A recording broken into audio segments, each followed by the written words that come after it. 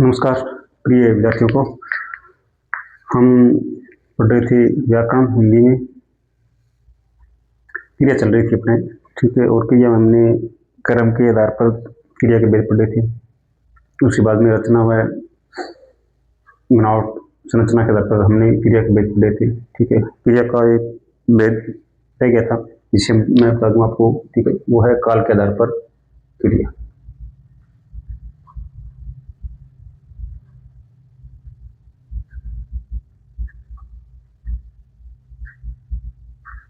काल के आधार पर क्रिया, ठीक है। थोड़ा सा समझा देता हूँ मैं वैसे आपको, ठीक है। आप सभी जानते हैं काल समय को कहते हैं। समय कितने प्रकार का, 3 प्रकार का होता है, ठीक है। एक वर्तमान,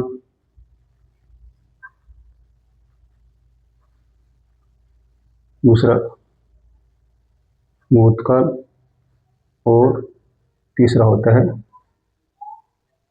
भविष्यकाल। इन 3 काल के आधार पर हमारी क्रिया जो है काल के आधार पर 3 प्रकार की जाती है। वर्तमानकालिक क्रिया, भूतकालिक क्रिया और भविष्यकालिक क्रिया। वर्तमान काल में काम चल रहा होता है, ठीक है। भूतकाल में काम हो चुका होता है, ठीक है। और भविष्य काल में काम होने वाला हो,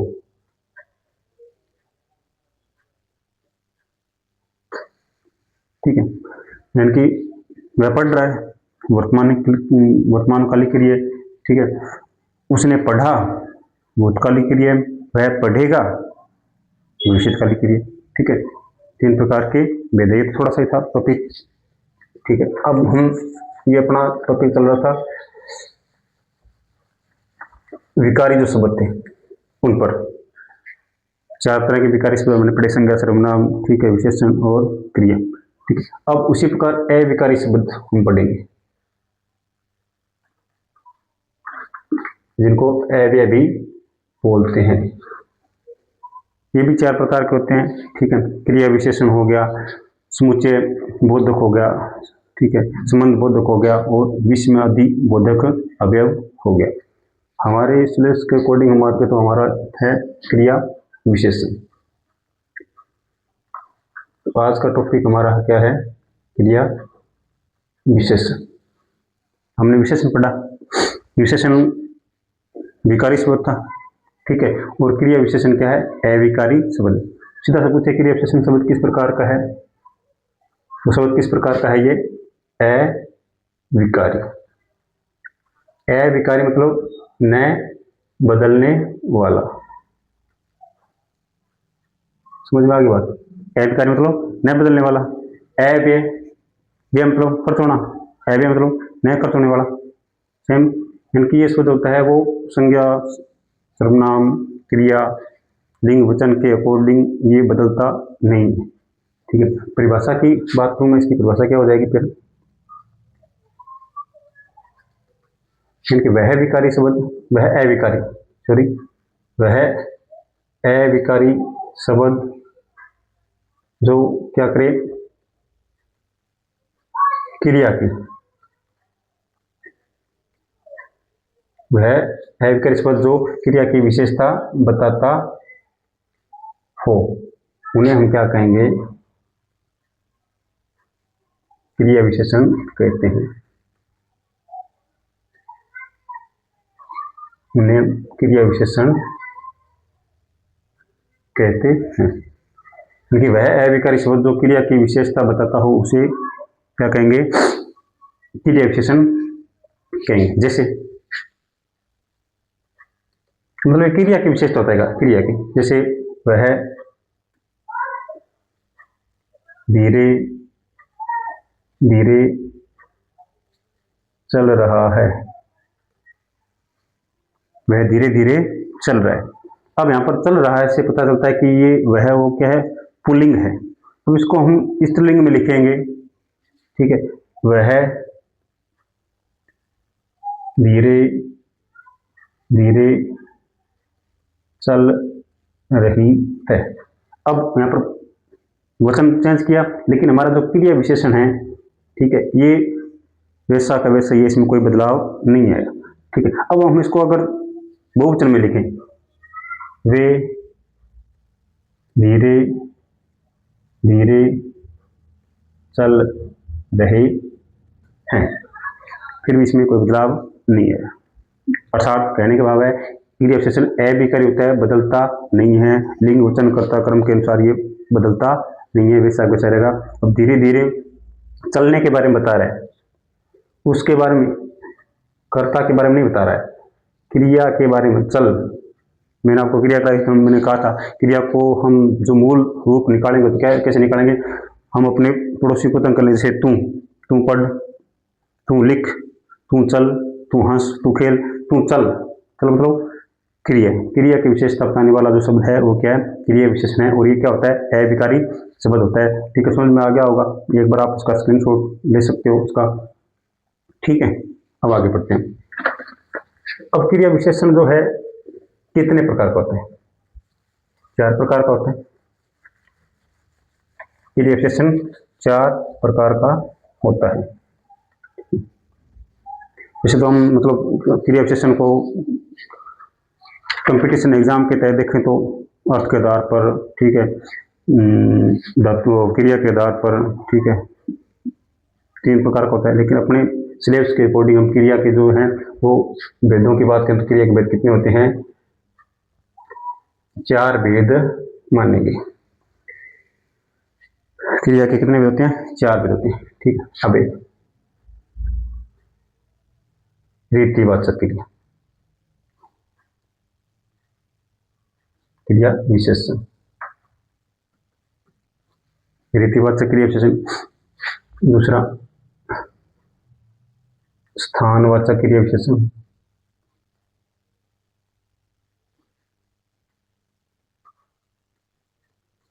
और तीसरा बात करूं तो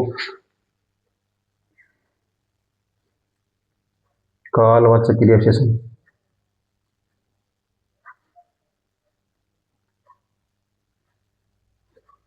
ठीक है, और परिमाणवाचक क्रिया विशेषण।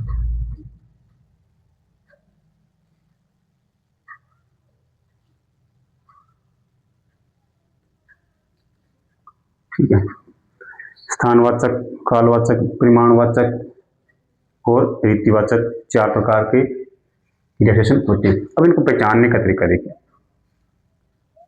क्रिया है तो क्रिया रीति, रीति कहते हैं तरीके को, विधि को। ठीक है, यानी कि रीति मतलब क्या है, तरीका। अर्थात क्रिया किस प्रकार संपन्न हुई, क्रिया कैसे हुई, कैसे का जवाब क्या हो जाएगा अपना, रीतिवाचक हो जाएगा। ठीक है, स्थानवाचक, स्थान मतलब जगह, प्लेस, जगह मतलब क्रिया कहाँ हुई, मैं यहाँ पढ़ा रहा हूँ, यहाँ क्रिया यहाँ संपन्न हो रही है। ठीक है, स्थान है मतलब कहाँ, कहाँ का जवाब क्या हो जाएगा, स्थानवाचक हो जाएगा। कालवाचक, काल मतलब समय, क्रिया कब हुई, क्रिया कब हुई, वह सुबह सुबह उठा, कब उठा, सुबह सुबह, समय। ठीक है, परिमाणवाचक, परिमाण माप तो लोगे, क्रिया को मापेंगे या तो लेंगे। ठीक है, गिन तो सकते नहीं, तो मतलब क्रिया कितनी हुई, कितनी का जवाब क्या हो जाएगा, परिमाणवाचक हो जाएगा। समझ में आ गई बात है। अब ये चीजें समझ में आ गई ना, तो इनके ये भेद है जो अपने आप उनको सॉल्व कर लोगे। अर्थात क्रिया कैसे हुई, रीतिवाचक, जैसे वह धीरे धीरे चल रहा है, वह कैसे चल रहा है, धीरे धीरे, वह धीरे धीरे खेल रहा है, वह धीरे धीरे पढ़ रहा है। ठीक है, वह तेज दौड़ता है, कैसे दौड़ता है, तेज दौड़ता है। ठीक, तो कैसे का जवाब रीतिवाचक। स्थानवाचक, ठीक है, वह सुबह, वह विद्यालय गया, कहाँ गया, विद्यालय गया। ठीक है, कालवाचक, वह जैसे सुबह सुबह उठा, कब उठा, सुबह सुबह उठा। परिमाणवाचक, वह जोर से हंसा, कितना हंसा, जोर से। ठीक है, परिमाणवाचक क्रिया विशेषण, अर्थात जो कैसे, कहाँ, कब, कितने का जो जवाब है वो क्या हो जाएगा, रीतिवाचक, स्थानवाचक, कालवाचक और परिमाणवाचक क्रिया विशेषण हो जाएगा। समझ में आ गई। इसका स्क्रीनशॉट लेना ले लीजिए, आगे बढ़ते हैं। ठीक है, अब हम पढ़ेंगे रीतिवाचक क्रिया विशेषण। रीति बता दिया मैंने, तरीका, क्रिया के होने का तरीका, क्रिया किस प्रकार से संपन्न हुई है, उस तरीके का जो ज्ञान करवाने वाले जो शब्द हैं वो क्या हो जाएंगे, रीतिवाचक क्रिया विशेषण हो जाएंगे।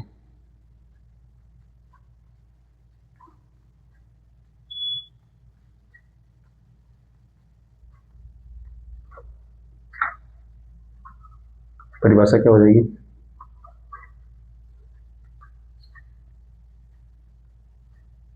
क्रिया के संपूर्ण होने के तरीके या विधि का ज्ञान करवाने वाले अविकारी शब्दों को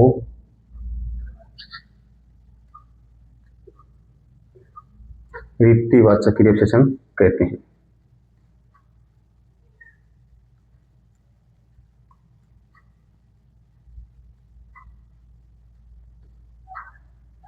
ठीक है, क्रिया के जो संपूर्ण होने का जो तरीका है या उसकी जो विधि है, ठीक है, उसके बारे में ज्ञान करने वाले जो अविकारी शब्द है उनको हम क्या कहेंगे, रीतिवाचक क्रिया विशेषण कहेंगे। ठीक है, जैसे वह धीरे धीरे गा रहा है, रमन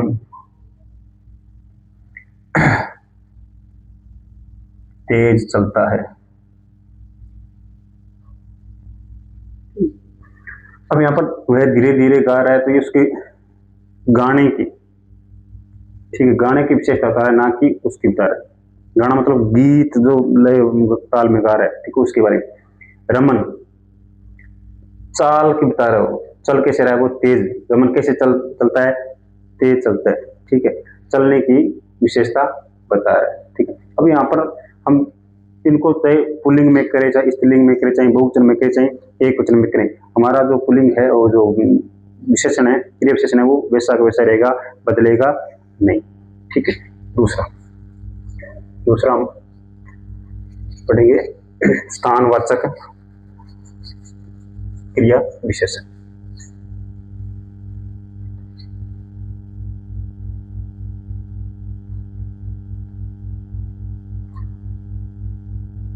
स्थानवाचक क्रिया विशेषण परिभाषा क्या हो जाएगी,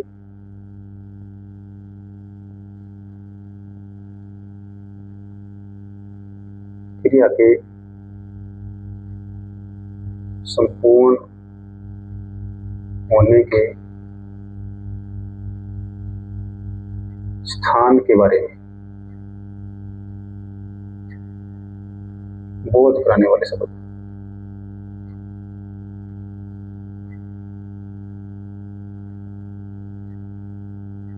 बोध कराने वाले अविकारी।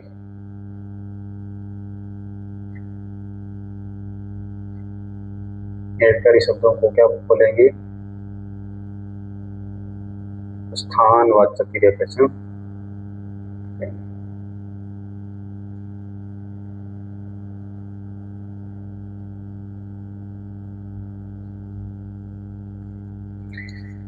ठीक है, क्रिया के संपूर्ण होने के तरीके, क्रिया के संपूर्ण होने के स्थान के बारे में, इसके बारे में, स्थान के बारे में बोध कराने वाले जो अविकारी शब्द है उनको क्या बोलेंगे, स्थानवाचक क्रिया विशेषण बोलेंगे। जैसे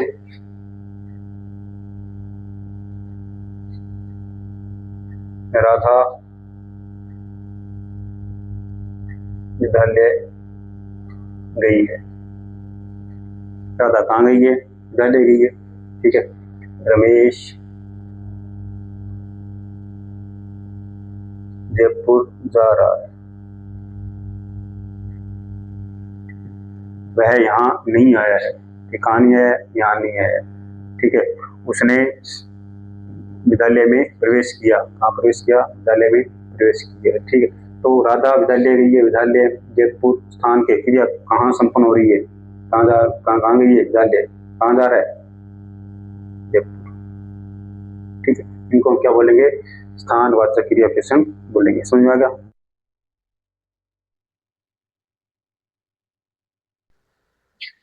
चलिए आगे तीसरा भेद क्रिया विशेषण का। ठीक है, कालवाचक क्रिया विशेषण। ठीक है, परिभाषा क्या हो जाएगी कि क्रिया के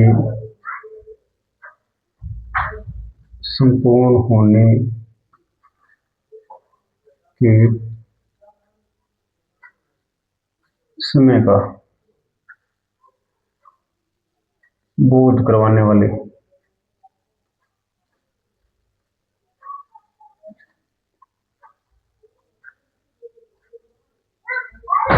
विकारी शब्दों को कालवाचक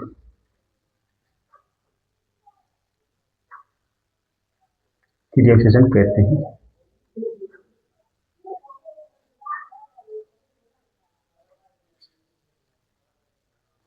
ठीक है, यानी कि जो क्रिया है उसके संपूर्ण होने का जो समय है, उस समय के बारे में बताने वाले जो अविकारी शब्द है उनको हम कालवाचक क्रिया विशेषण कहते हैं। ठीक है, जैसे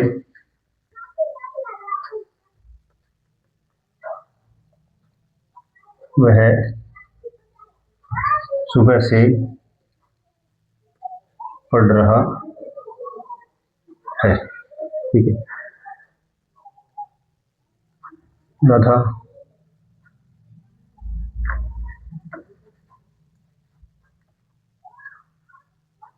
अभी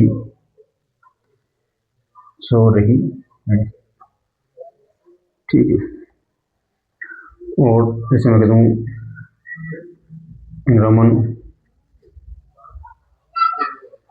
लगातार रो रहा है। ठीक, अब ये सारे समय के बारे में ज्ञात कर रहे हैं। क्रिया कब हुई है, वह सुबह से पढ़ रहा है, कब से पढ़ रहा है, सुबह से पढ़ रहा है, वह अभी सो रही है, वह कब सो रही है, अभी सो रही है, रमन लगातार रो रहा है, रमन कब से रो रहा है, लगा ये मतलब ये दोनों क्या है, समय सूचक है। ठीक है, समय सूचक हम इसको कह सकते हैं। रमन लगातार रो रहा है, लगातार में देखिए ये अवधि सूचक है,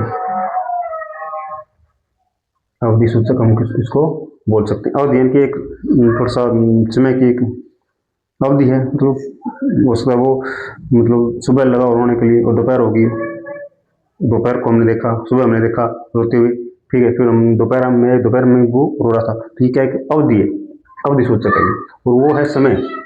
अभी मतलब करंट टाइम के बारे में बता रहे, और सुबह से पढ़ रहा है, ये भी समय। ठीक है, तो ये तीसरा भेद हो जाएगा कालवाचक क्रिया विशेषण, जिसमें क्या क्रिया के संपूर्ण होने के समय के बारे में ज्ञान करवाने वाले जो अविकारी शब्द हैं उनको हम क्या बोलते हैं, कालवाचक क्रिया विशेषण बोलते हैं। ठीक है, अब आगे चौथा भेद अपना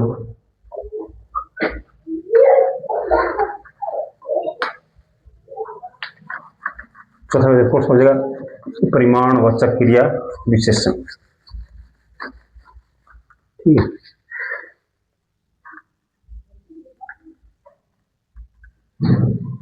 परिमाणवाचक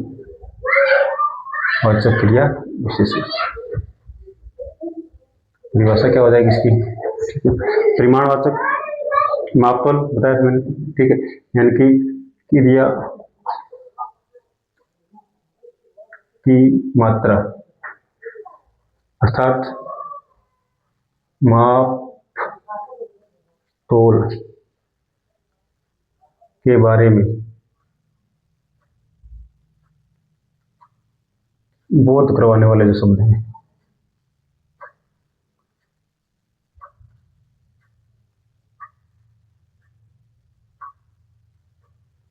शब्दों को क्या बोलते हैं हम, परिमाणवाचक क्रिया विशेषण बोलते हैं।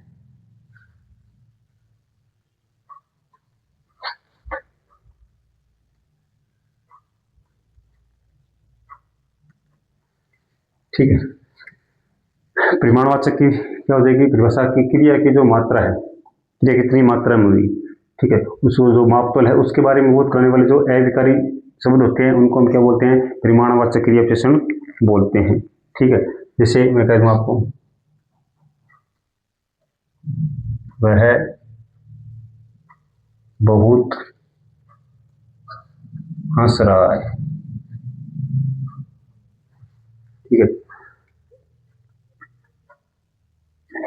मदन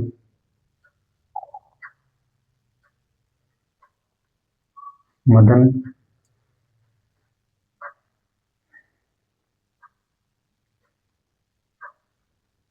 ज्यादा रोता है।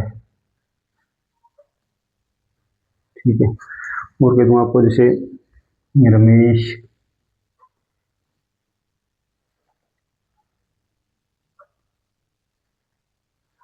बहुत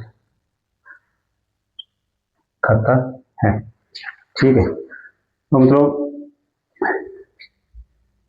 परिमाणवाचक में क्या होगा, क्रिया की जो मात्रा है, क्रिया कितनी मात्रा में हुई, ठीक है, उस मात्रा के बारे में बोध कराने वाले जो शब्द हैं उनको हम क्या कहते हैं, परिमाणवाचक क्रिया विशेषण बोलते हैं। जैसे वह बहुत हंस रहा है, वह कितना हंस रहा है, बहुत हंस रहा है। ठीक है, मात्रा है।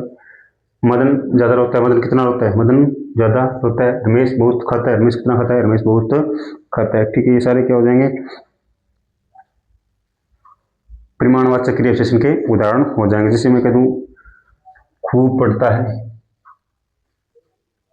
खूब पढ़ता है। ठीक है, कम बोलता है, कम बोलता है।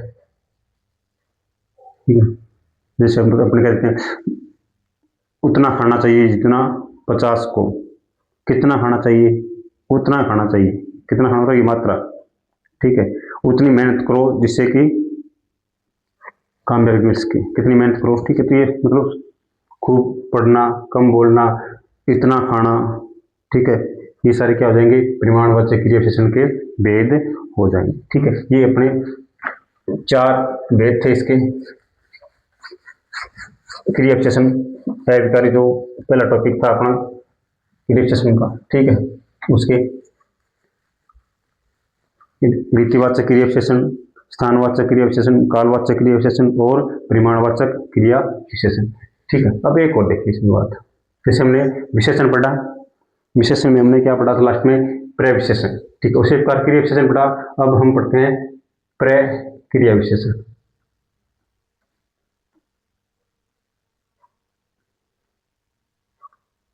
ठीक है, प्रक्रिया विशेषण यानी कि जो क्रिया शब्द हैं, ठीक है, उनकी विशेषता बताने वाले जो शब्द है, तो ये जो क्रिया विशेषण है, जैसे खूब पढ़ता है, ठीक है, ज्यादा रोता है, ये क्रिया विशेषण है। अब इन क्रिया विशेषणों की विशेषता बताते हैं जो शब्द, जैसे विशेषण की विशेषता बताने वाले शब्द होते हैं वो प्रविशेषण है। इसी प्रकार जो क्रिया विशेषण की विशेषता बताने वाले शब्द हैं वो क्या होते हैं, प्रक्रिया विशेषण होते हैं। जैसे खूब पढ़ता है, मैं कहता हूँ बहुत खूब पढ़ता है, बहुत खूब पढ़ता है। ठीक है, ज्यादा रोता है, बहुत ज्यादा रोता है। हम कहते हैं, एक तो मतलब जो छोटे बच्चे स्कूल जाते हैं तो थोड़ा बहुत रोते हैं, ठीक है, और एक कोई मैम बोल देती है, सर ये तो बहुत ज्यादा रोता है, सारा दिन रोते रहता है, बहुत ज्यादा। ठीक है, एक पढ़ता है मतलब 2-4 घंटे पढ़ता है, ठीक है, और एक जो 12 घंटे पढ़ता है, 14 घंटे पढ़ता है, तो हम कहते हैं बहुत खूब पढ़ता है, बहुत ज्यादा पढ़ता है। ठीक है, ये जो बहुत है ये क्या हो जाएंगे, हमारे प्रक्रिया विशेषण हो जाएंगे। ठीक है, जैसे तेज दौड़ता है तो बहुत तेज दौड़ता है, कम तेज दौड़ता है।